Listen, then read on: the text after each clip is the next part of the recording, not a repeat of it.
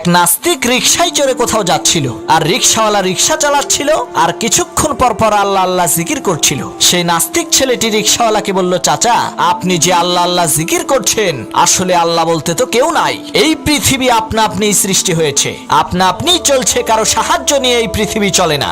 আপনি লেখাপড়া করেন নাই তো তাই জানেন না।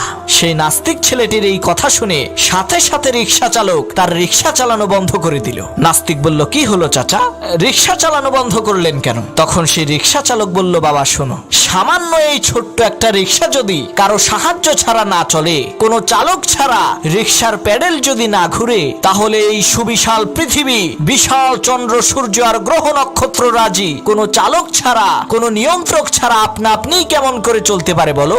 নিশ্চয়ই কেউ না কেউ তো এর পেছনে আছেই। রিকশাওয়ালার এই কথা শুনে নাস্তিকের চোখ খুলে গেল।